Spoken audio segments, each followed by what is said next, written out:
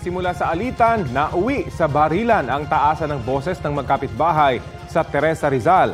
Makikita sa video na bumunot ng baril ang lalaking nakaputi at may dala ring palang baril ang lalaking kaaway niya. Nauna nagpaputok ang naka-violet.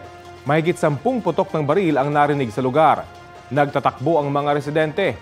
Nadamay ang isa sa mga kumukuha ng video. Sugatan siya at ang kanyang pinsan. Nasa kustodiya na rin ng pulisya ang lalaki na kaputi na nagpapagaling sa ospital dahil sa tama ng bala ng baril sa tiyan. Wala pa siyang pahayag. Tinutugis naman ang tumakas na nakabarilan niya. Iniimbestigahan pa ang mismong dahilan ng away ng dalawa. Kapuso, alamin ang maiinit na balita. Bisitahin at mag-subscribe sa GMA Integrated News sa YouTube. Sa mga kapuso abroad, samahan niyo kami sa GMA Pinoy TV at sa www.gmanews.tv.